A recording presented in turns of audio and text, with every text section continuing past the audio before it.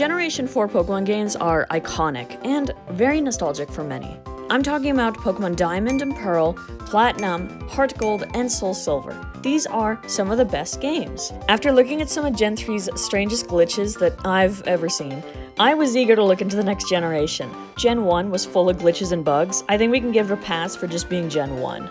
Gen 9 is equally a mess, and the Gen 4 remakes we got in 2021 were also an absolute mess when it comes to glitches. From weird manga panel zoom effects to multiplying characters on the screen, to neon-colored shapes left by this ship, all the way to big ones that allowed people to surf almost anywhere with Babarrel.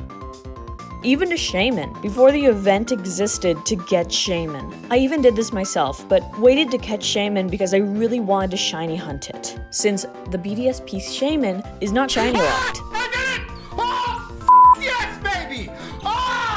But I forgot BDSP for long enough to miss the Oaks letter distribution, which allowed you to get Shaman until March 25th, 2022. That has passed. And I think part of what caused my distraction was another game that was happening at the same time, Legends Arceus. Thankfully, you can catch Shaman in Legends Arceus at any point after you beat the main game, as long as you have save data from Pokemon Sword and Shield.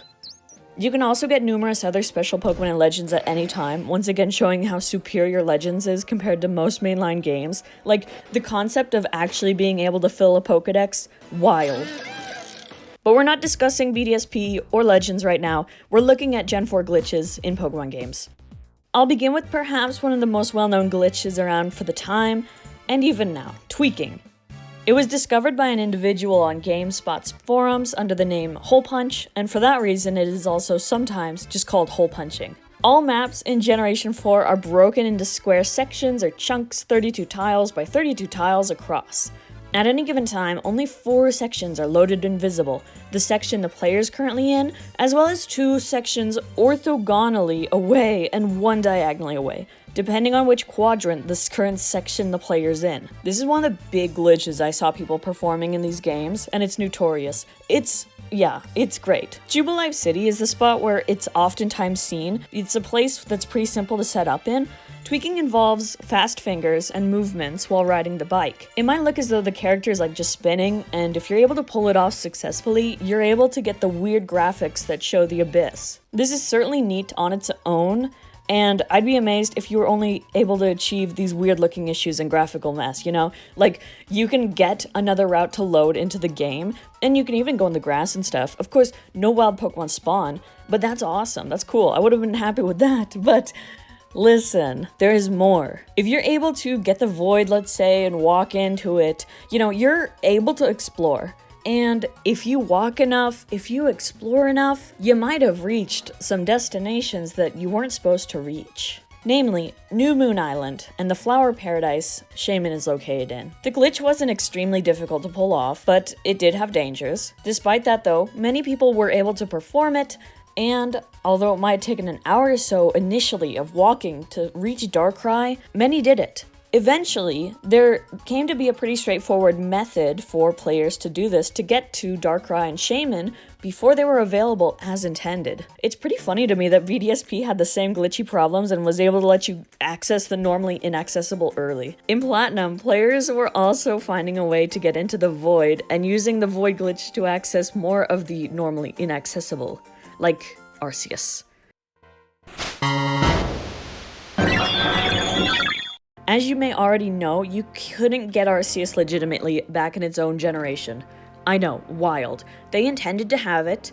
They did a lot with it. I mean, like, this thing was ready to go. But then it didn't happen, thanks to how complicated it was in their eyes. But a lot of it still exists. A lot of, you know, the leftovers. Including the Hall of Origin, which is the place to encounter Arceus. There used to be a Hall of Origin in Diamond, Pearl, Platinum. Even a real one and a fake one. You can even access the fake one in the Void glitch, which features Spear Pillar music, but it does not feature a warp spot, does not feature an event, and does not feature Arceus.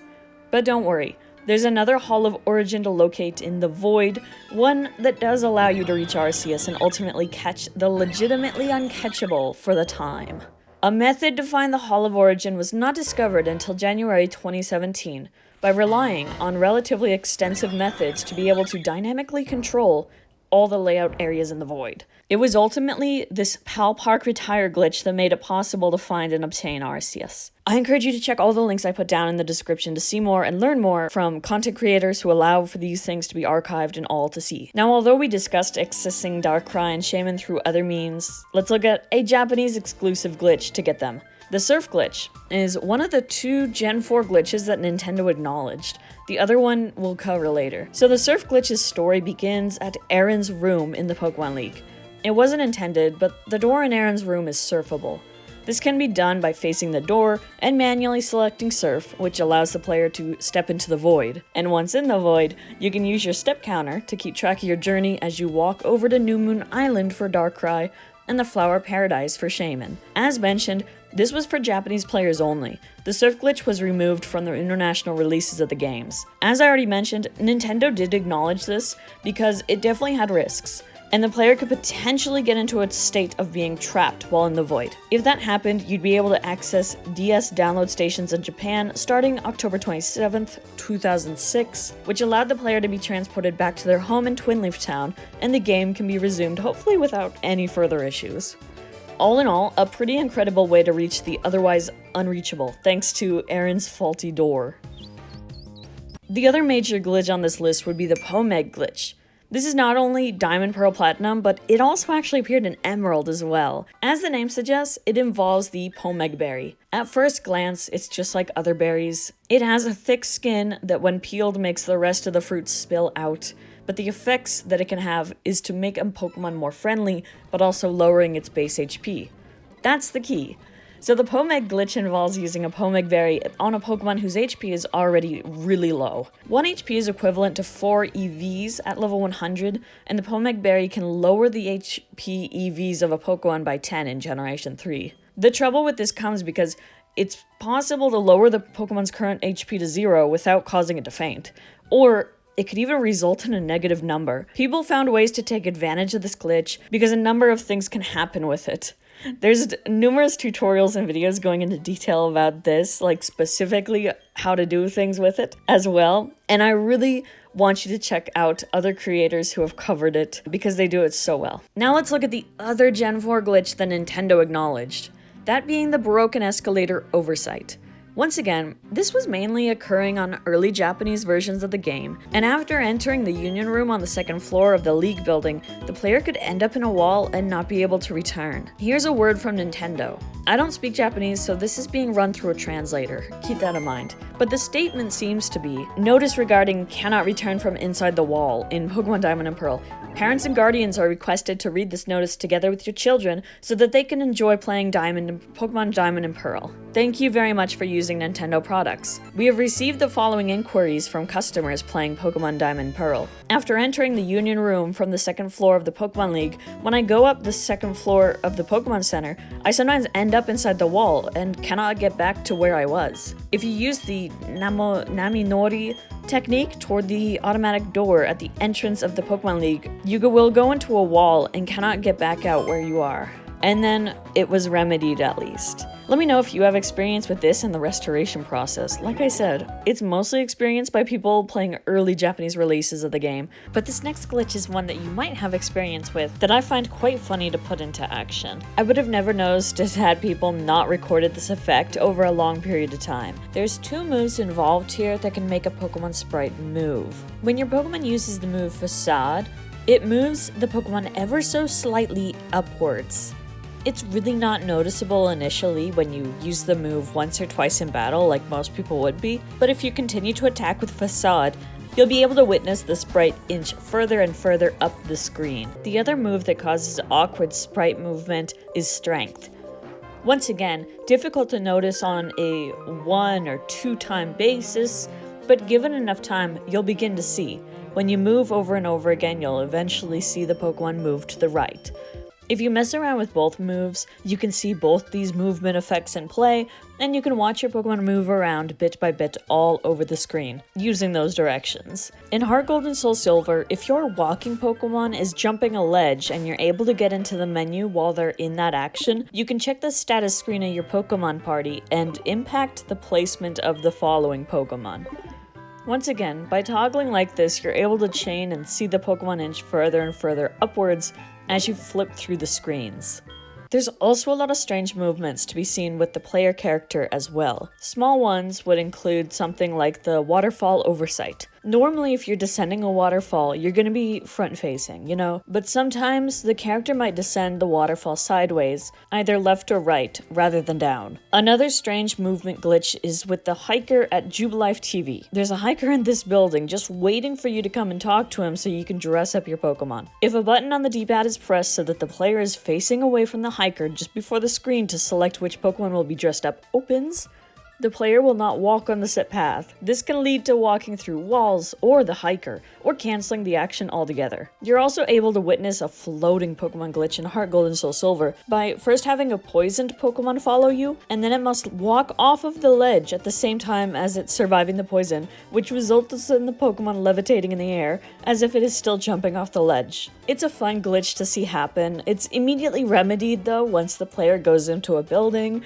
or jumps another ledge, gets on a bike, or uses Flyer Surf, of course. Other overworld glitches that interfere with other characters in the game would be with Cheryl in the Eterna Forest, and one of the bug catchers there. Normally, you'll be traversing Eterna Forest with Cheryl at your side because she doesn't want to cross through alone. While both of you are teamed up, you're able to make it through, but there's still trainers lurking around. Sometimes you can get Cheryl on top of this bug catcher and have it be to where the sprites are taking up the same space when they normally should not be doing that. Another instance of taking up the same space with another character sprite would be when you're able to ascend the underground right into Barry. If the player goes underground while Barry is not present in the fight area on Saturday after saving on Friday night on the spot where he would appear, then comes up, the player will be on top of Barry. This is pretty funny to see, and you can even save while on top of Barry, and it'll result in Barry's sprite being brought forward and standing on top of the player. And sometimes, music just disappears. Silence becomes the only thing in the air until you bump into something or go elsewhere. This can happen in Diamond and Pearl with the Silent Route 214 glitch. If you go onto Spring Path off of Route 214, the music will change. And if you open up the start menu and select any option that opens a secondary menu, like your Pokedex bag, etc., and then you close the menu, return to Route 214, you can listen to silence. Another sound glitch can be seen in HeartGold and SoulSilver. If the player turns on the Game Boy sounds while surfing Route 20, then turns it off while surfing, the music will still be muted. Then there's glitches that cause nuisance-like problems, but they can be easily fixed. But they're still strange.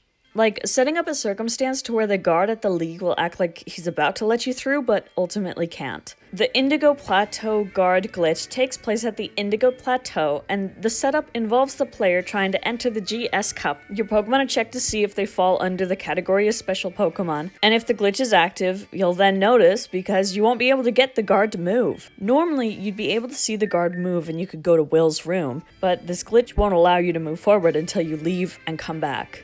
The guard is just, you guys are stuck in this loop. But you just have to leave the building and go right in. There's also a ribbon check glitch, which involves the player's party being checked for ribbons at the Ribbon Syndicate, but Pokemon in party slots after an egg didn't have ribbons counted during some instances with this in action. There's a Pokemon text glitch that happens when the player uses sweet scent or honey inside a PokeMart. I didn't know you could do that inside the mart, never tried it myself, but yeah.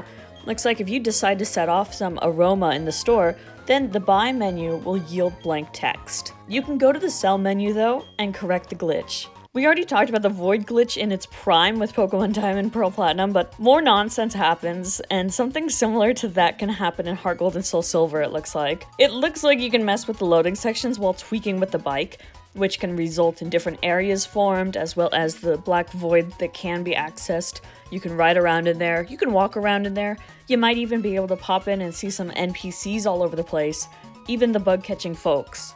There's also a way to make the character go into the ground to where only the head and the following Pokemon's head is mostly visible, and this underground glitch can also be seen in Route 227 in Pokemon Platinum. If you go between Route 227 and Route 226 in Sinnoh, and more specifically go to the horizontal row with the first patch of tall grass, you go underground, then come back up, it'll cause the player to be partly in the ground.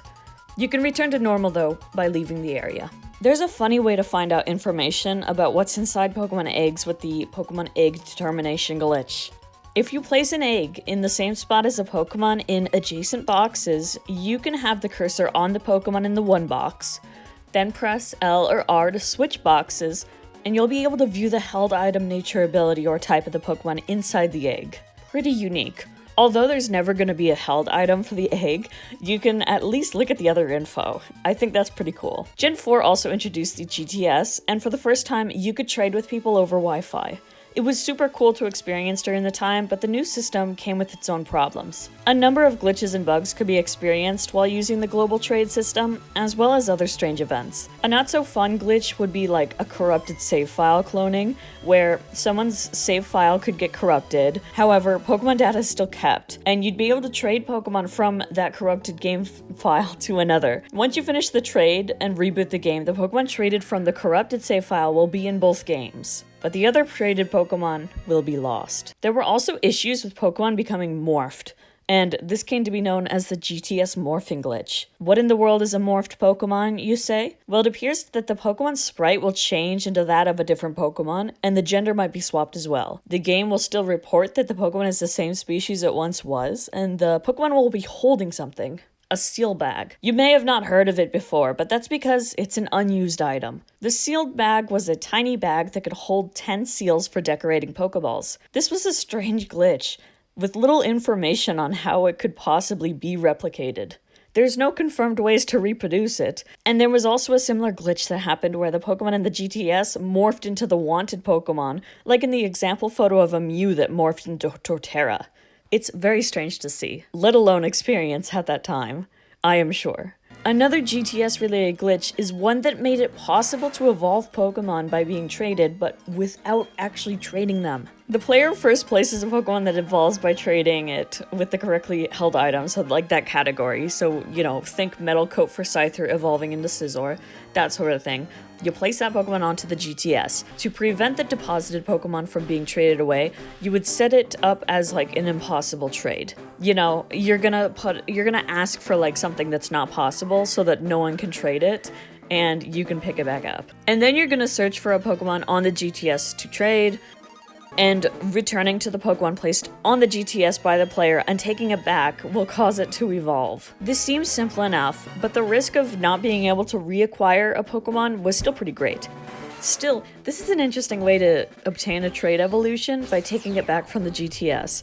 Honestly, I wish they implemented that anyway, because again, for a lot of players that don't have friends or, you know, want to gamble with the GTS, it was difficult to get those trade evolutions. Oh boy. Although Gen 4 faced a number of new systems implemented, I think the games were made well compared to our recent examples to compare them to. But no, every game has its own little bugs and glitches, and I think seeing them and documenting them is wonderful. Looking back on Diamond and Pearl and trying to remember some of the glitches I saw when I was younger, or seeing what exploits people were trying to perform, somehow getting legendaries you weren't supposed to get yet, or even obtaining Pokemon that weren't supposed to exist in the games officially yet. But it created a great experience for players. Platinum cleaned up many issues and expanded the games further, and it had its own niche glitches. HeartGold and SoulSilver were also fantastic remakes and even had their own little quirky glitches, and it was fun to look back and revisit. As I mentioned, I'd love to hear from you if you had personal experience with these, or if you have experience with other happenings that weren't even mentioned. I haven't listed every single glitch, but I hopefully covered a wide range of what Gen 4 could have thrown at the player, and what some of the more memorable ones were and what they did. Thanks so much, above all, for watching, and I hope to see you next time. Bye-bye!